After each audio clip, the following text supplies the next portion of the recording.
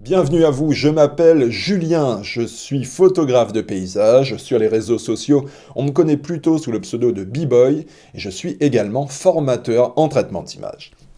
Aujourd'hui, je voulais vous parler d'un excellent appareil photo que vous avez quasiment toujours sur vous. Cet appareil photo, vous sous-estimez fort probablement son énorme potentiel. Et cet appareil, c'est non pas un réflexe, mais bel et bien votre iPhone. Alors oui, ça peut sembler surprenant, je vous l'accorde, qu'un photographe de paysage qui photographie, généralement au réflexe, c'est mon cas, se mette également à photographier à l'iPhone, puisque oui, je photographie mes photos de paysage à l'iPhone également, mais depuis qu'on peut, sur l'iPhone justement, photographier au format RAW, eh bien c'est tout un ensemble de possibilités qui s'offrent à nous au niveau traitement d'image, et il est temps, je pense, de repenser la photographie mobile et de considérer vraiment l'iPhone comme un vrai appareil photo. Donc je photographie à l'iPhone, je photographie au réflexe également, ces deux outils sont complémentaires, hein. L'un ne remplace pas forcément l'autre, mais je me surprends sur le terrain de plus en plus souvent à photographier qu'à l'iPhone, puisque la qualité d'image est vraiment excellente. Et d'ailleurs, les images que vous voyez défiler là sont réalisées à l'iPhone 7, le modèle 7 Plus exactement. Donc dans cette vidéo, on va aller ensemble sur le terrain puisque je vais vous montrer en détail comment se passe une séance photo avec un iPhone, quels réglages utiliser, comment s'organiser lors de la prise de vue. Et pour ça, sans plus attendre, on va aller sur le terrain et on se retrouve juste après pour voir tout ça en détail.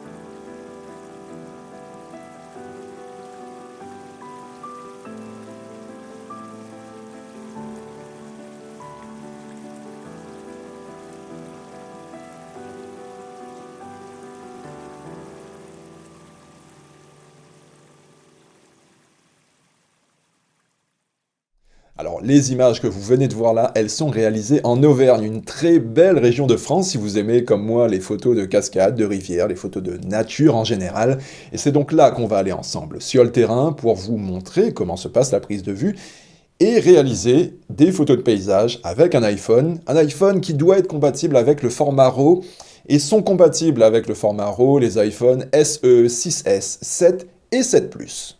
Donc l'iPhone, vous l'avez, ça c'est la base pour faire de la photo de paysage sur mobile. Ensuite, il vous faut un autre accessoire. Cet accessoire va vous permettre de réaliser des photos parfaitement stables et parfaitement cadrées. C'est tout simplement un trépied.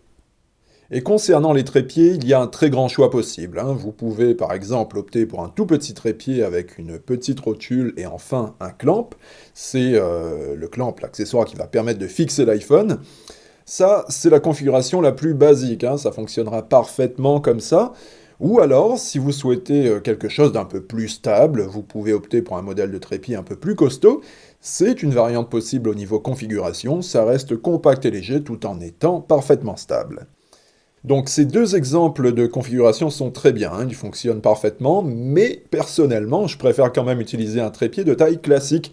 Ça me donne plus de marge de manœuvre au niveau positionnement pour trouver un bon cadrage. Donc perso, c'est trépied classique avec une rotule bol. Et un accessoire que je trouve vraiment excellent, c'est ce clamp. C'est le clamp de la marque Mi Photo. Le modèle exact du clamp, c'est le Sidekick 360. Il existe en deux modèles, un grand et un petit. Et chacun de ces modèles permettent de fixer des smartphones plus ou moins grands. Et ici, pour l'iPhone 7 Plus, c'est le Mi Photo Sidekick 360 Plus qui convient, c'est-à-dire le grand modèle. Donc, ce clamp, il est vraiment pratique, hein, puisqu'il permet de mettre l'iPhone dans n'importe quelle position, que ce soit horizontale ou verticale. Le positionnement se fait tout simplement et très facilement grâce à la petite molette qui se trouve à l'arrière du clamp. Donc, perso, ma configuration préférée, c'est celle-là. Un grand trépied, une rotule ball avec le clamp que je viens de vous présenter. Mais on est d'accord, hein, vous pouvez opter pour des configurations plus petites, ça fonctionnera très bien également. Allez, c'est tout bon pour le matériel, donc on va pouvoir maintenant aller faire notre photo. Et généralement, pour faire une photo sur iPhone, on utilise l'application d'origine d'Apple. Cette application fonctionne très bien, hein, elle est simple à utiliser, c'est son gros avantage, hein, cette simplicité, puisqu'on n'a pas à se soucier des réglages, tout est automatique, on déclenche, ça prend la photo, nickel. Mais dès lors qu'on veut faire de la photo de paysage à l'iPhone de manière un peu plus sérieuse, on va dire, eh bien l'application d'origine montre assez rapidement ses limites, puisqu'on n'a pas la main sur des réglages essentiels en photographie, comme par exemple les ISO ou le temps de pause. Et en plus, un réglage très important que l'application d'origine ne permet pas, c'est de sauvegarder ses photos au format RAW. L'appli d'origine ne sauve qu'en JPEG, donc on va devoir utiliser une autre application qui permet d'avoir la main sur beaucoup plus de réglages que l'application d'origine. Des applis photo, j'en ai testé pas mal, hein, et celle que j'ai retenue, celle qui selon moi est la plus ergonomique, très simple à utiliser tout en étant très complète, c'est l'application ProCamera. Cette appli, vous la téléchargez dans l'App Store, pas de problème de langue puisqu'elle est dispo en français, en anglais et dans bien d'autres langues également. Et sans plus attendre, je vais vous montrer exactement comment fonctionne cette application. Alors déjà, on va commencer par paramétrer l'application ProCamera pour que l'interface soit la plus pratique possible, pour que toutes les options utiles pour de la photo de paysage soient à disposition.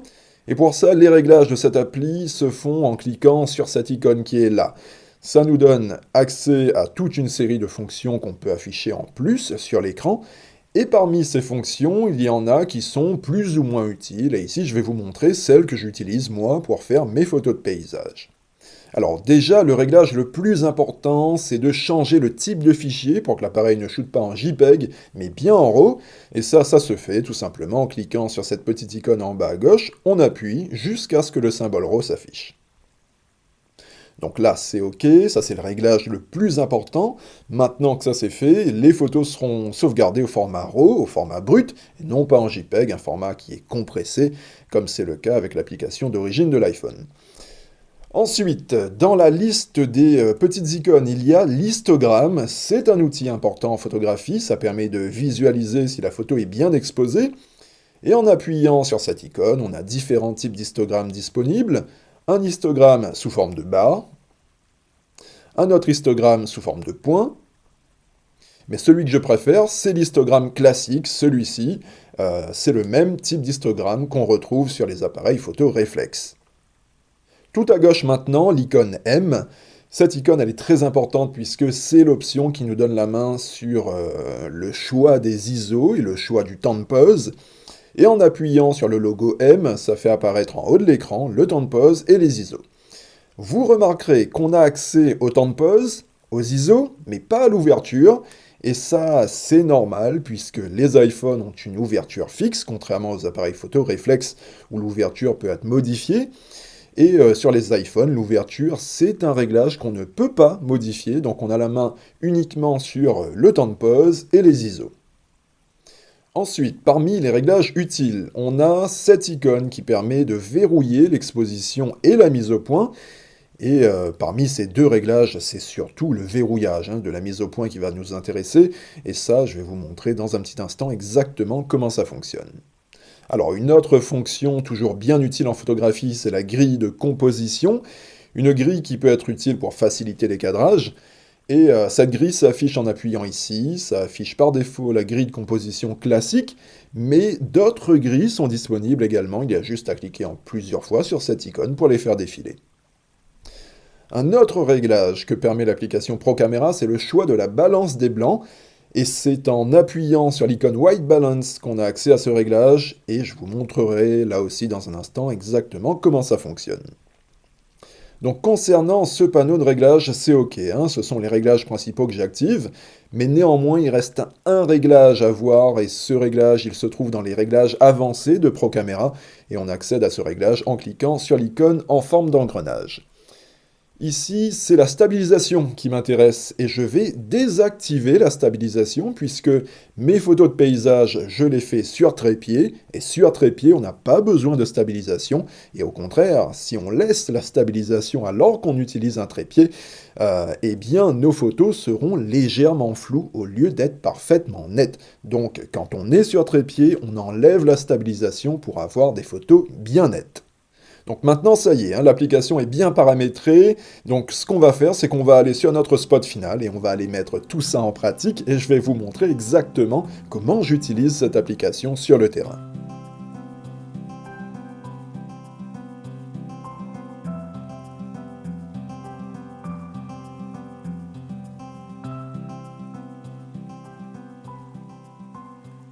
Alors, une fois que j'ai trouvé un spot sympa, la première chose à faire, la base, c'est le plus important, hein, c'est de trouver un bon cadrage. Donc, je lance l'application ProCamera, et là, pas besoin de trépied, c'est à main levée que je vais chercher une première composition. Donc, j'essaye de trouver quelque chose de sympa. Je fais plusieurs essais de cadrage, et quand je pense avoir trouvé une compo qui me plaît, eh bien c'est là que j'installe mon trépied, et pas avant, hein. Donc là, installation du trépied, de l'iPhone sur le trépied, je vérifie bien que l'iPhone est bien fixé, et je peaufine là mon cadrage pour que ma compo soit la plus précise possible. Une fois que tout est bien installé, le cadrage est fait, la prochaine étape c'est de bien faire la mise au point, et pour ça, on appuie une fois sur l'écran, si on appuie au centre, c'est un réglage automatique qui se fait, mais ce qu'on veut, nous, c'est un réglage entièrement manuel, donc on appuie de nouveau, ça détache les deux réticules. Le réticule jaune, lui, il sert à l'exposition, on n'en a pas besoin puisque l'exposition, on va la faire manuellement. Par contre, le réticule bleu, lui, il nous est utile de suite puisqu'il concerne la mise au point. Donc on va placer le réticule bleu à l'endroit exact où on souhaite que la mise au point soit faite. Et maintenant, après qu'on ait déplacé le réticule bleu, si on regarde bien, on remarque qu'il y a une petite icône de cadenas en bas à droite, et cette icône signifie que la mise au point est maintenant verrouillée à l'endroit précis qu'on a choisi, donc pas de risque que la mise au point change, puisqu'elle est verrouillée maintenant. Donc pour la mise au point, c'est OK, et la prochaine étape maintenant, ça va être de régler l'exposition. Alors, tout l'intérêt de shooter en manuel comme on est en train de le faire, c'est d'obtenir la meilleure qualité d'image possible, et la qualité d'image, justement, elle est grandement influencée par les ISO, et plus les ISO seront bas, et meilleure sera la qualité de vos photos. Donc, en appuyant en haut sur les ISO, on peut choisir la valeur ISO qu'on souhaite, et ici je vais aller sur les ISO les moins élevés, c'est-à-dire 25 ISO, et donc là la qualité d'image sera très bonne, et une fois que les ISO sont calés, c'est le temps de pause qu'on va ajuster pour trouver la bonne exposition, pour faire en sorte que notre photo soit ni trop claire, ni trop sombre. Donc là, on peut se baser sur la photo qu'on voit à l'écran pour savoir si la photo est trop claire ou trop sombre, mais je vous conseille plutôt, pour être vraiment certain de savoir si votre photo est bien exposée ou pas, je vous conseille de plutôt vous baser sur l'histogramme. L'histogramme, c'est la représentation graphique de votre photo. Si votre photo est trop sombre, l'histogramme sera calé à gauche, avec une alerte en rouge qui indique que votre photo est trop sombre. Et au contraire, un histogramme calé à droite indiquera une photo trop claire, une photo surexposée, avec toujours une alerte rouge, mais cette fois-ci, cette alerte se trouve à droite du graphique pour indiquer une surexposition, c'est-à-dire une photo trop claire. Donc maintenant, connaissant le fonctionnement de l'histogramme, je vais exposer ma photo en surveillant de très près l'histogramme justement, et je vais essayer de faire en sorte qu'il y ait le moins possible de zones rouges, ni à gauche, ni à droite. On fait ça au mieux pour limiter l'apparition des zones sous-exposées et surexposées. Et mon histogramme, d'une manière générale, et ça c'est une technique empruntée à la photo sur réflexe, mon histogramme j'essaye de le caler le plus possible à droite, à la limite d'avoir l'alerte de surexposition en rouge, et en procédant comme ça, je suis certain que le capteur photo de l'iPhone va enregistrer le maximum d'informations lumineuses, et ça autant dans les zones claires de la photo que dans les zones sombres de la photo. Et en procédant comme ça, c'est le traitement, la partie retouche qui nous sera facilitée plus tard. Donc c'est bon pour l'exposition, et là il nous reste un dernier réglage à vérifier, c'est la balance des blancs. On a la main sur ce réglage en appuyant sur AWB ici. Ça permet de verrouiller la balance des blancs pour qu'elle ne bouge plus. Et en ajustant le slider du bas vers la gauche, la photo aura une dominante plus froide. Et vers la droite, au contraire, la dominante sera plus chaude.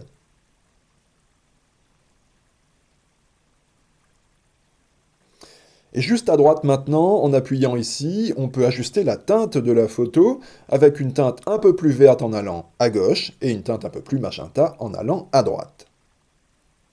Alors, ces réglages concernant la balance des blancs sont purement optionnels, puisque c'est un réglage qui va pouvoir très facilement être réajusté lors du traitement. C'est l'avantage de shooter en RAW. Donc, quand la balance des blancs de votre photo semble convenir, ce qui est souvent le cas sur l'iPhone, vous pouvez tout simplement laisser la balance des blancs en automatique.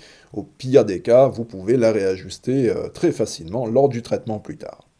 Alors, maintenant que tous ces réglages sont faits, on est prêt à déclencher, mais on ne va pas se servir du déclencheur principal et on va plutôt utiliser le retardateur pour être certain que l'iPhone ne bouge pas lorsque la photo sera prise. Et ce retardateur, on peut le programmer en laissant le doigt appuyé dessus. Et perso, je choisis un retardateur calé sur 3 secondes. Donc là, je lance le retardateur. Et la photo est prise. Cette photo, on la retrouve ensuite dans la bibliothèque qui est ici, directement dans l'application ProCamera. Ou alors évidemment, cette photo, vous la retrouvez dans l'album classique des photos sur votre iPhone. Donc je résume les différentes étapes de la prise de vue. Avant tout, on vérifie bien qu'on est en RAW. Ça, c'est super important. On cherche ensuite son cadrage. On installe le matériel. On peaufine son cadrage sur le trépied pour que ça soit bien précis. On fait la mise au point. On règle ensuite l'exposition en choisissant d'abord la valeur ISO la plus basse possible pour garder une qualité d'image maximum. On ajuste ensuite le temps de pause pour que notre photo soit ni trop claire ni trop sombre. On ajuste si besoin la balance des blancs. Et enfin, on déclenche en se servant du retardateur. Donc voilà, c'est aussi simple que ça de faire des photos de paysage avec un iPhone. Maintenant, la suite logique, une fois que vous avez vos photos, c'est de les transférer sur l'ordinateur. Sur Mac, personnellement, je me sers de l'application transfert d'images. Et tout de suite, je vais vous montrer exactement comment je procède. Alors, une fois l'iPhone branché, je lance l'application transfert d'images. C'est une application qui est disponible d'origine sur tous les Macs. Et là, on retrouve dans transfert d'images nos photos de cascade qui sont sur l'iPhone. Et ces photos, elles portent, vous le voyez, l'extension DNG, c'est le format RAW de l'iPhone. Donc je sélectionne toutes les photos, je crée ensuite un nouveau dossier sur le bureau, et les photos sélectionnées, je les fais tout simplement glisser dans ce nouveau dossier. Donc le temps que le transfert se fasse, et voilà, maintenant c'est OK, le transfert est terminé, on peut donc fermer le logiciel transfert d'image puisqu'on n'en a plus besoin. Maintenant que les photos RAW sont sur votre ordinateur, vous pouvez les travailler avec le logiciel que vous préférez. Perso, c'est avec le logiciel Lightroom que j'organise toutes mes photos et que je commence aussi généralement la retouche de mes photos. Donc ici, toutes les photos de cascade, je vais les importer dans Lightroom. Une fois l'importation faite, vous choisissez la photo qui vous plaît le plus, mais vous choisissez également celle qui est la mieux exposée. Ça c'est important pour le traitement plus tard. Et pour vous aider à choisir la photo la mieux exposée, vous pouvez aller dans le module de développement, et en appuyant sur la touche J, ça fait apparaître les alertes colorées de sous-exposition et de surexposition. Et par exemple ici, ce qu'on voit en bleu, ce sont les zones sous-exposées, c'est-à-dire trop sombres, et sur cette photo, ce qu'on voit là en rouge, c'est l'alerte de surexposition, une alerte qui nous indique cette fois-ci des zones trop claires. Donc en se basant sur ces alertes rouges et bleues, on va choisir la photo la mieux exposée, c'est-à-dire celle qui affiche au final le moins d'alertes rouges et bleues. Et ici, en l'occurrence, ça sera cette photo. Et cette photo, c'est celle qui est donc la mieux exposée, c'est donc celle-là que je vous conseille d'utiliser pour la retouche. Et à partir de là, c'est exactement la même façon de procéder qu'avec un RAW normal, qui viendrait d'un appareil photo réflexe. Vous traitez votre photo comme bon vous semble, libre à vous, à partir de là, de faire les ajustements qui vous plaisent le mieux. Donc voilà comment je procède pour faire mes photos de paysage avec un iPhone. C'est pas compliqué, c'est même carrément facile, hein. Il y a juste à suivre les différentes étapes que je vous ai montrées dans la vidéo. Et ayant vu cette vidéo, maintenant vous saurez exactement comment faire. Dans la seconde partie de la vidéo, puisque oui, il y a une suite à cette vidéo, une suite que vous pourrez retrouver sur mon site, bboyphoto.com, dans la partie tutoriel. Et dans cette vidéo, on retouchera une photo réalisée au même endroit, mais pas forcément au même moment, puisque je suis retourné plusieurs fois sur le site pour vraiment avoir les conditions optimales. Et la photo qui va nous servir de base à la retouche, c'est celle-ci. Alors, les conditions pour ce shoot étaient vraiment intéressantes, hein, puisqu'il y avait de la brume, contrairement aux autres fois où je suis allé sur ce spot. J'y suis allé également plus tôt, donc il y avait moins de lumière, et du fait qu'il y avait moins de lumière, justement, j'ai pu utiliser un temps de pause plus long, ici 1/3 de seconde. C'est le temps de pause maximum que permet l'iPhone pour le moment, ça évoluera sûrement dans le futur, on verra. Et donc avec 1/3 de seconde, j'obtiens ce rendu au niveau de l'eau, un rendu plus doux, plus lissé, on se rapproche presque d'un rendu d'une pause longue, et je trouve ce rendu d'ailleurs plus agréable qu'avec un temps de pause plus rapide. Donc dans la deuxième vidéo, pour le traitement, on partira de cette photo et on ira jusqu'à ce résultat final. Un traitement où l'accent sera mis sur l'ambiance, comment donner du cachet à votre photo, et ce traitement sera fait avec Lightroom et Photoshop dans une vidéo toujours très détaillée où j'explique et je montre surtout chaque étape pas à pas. Et je voulais insister sur un point, les techniques de retouche que j'explique dans la vidéo où je traite la photo de cascade, bien que ces techniques soient appliquées à une photo faite avec un iPhone, eh bien ces mêmes techniques peuvent sans problème être appliquées avec des photos faites avec un réflexe. iPhone ou réflexe, les deux appareils shootent en RAW et donc les techniques de retouche sont exactement les mêmes. Ce point étant précisé, il est temps maintenant pour moi de vous laisser. J'espère que cette vidéo vous a permis de mieux visualiser comment se passait la prise de vue avec un iPhone. Suivez les différentes étapes, c'est aussi simple que ça de faire de belles photos avec un téléphone portable.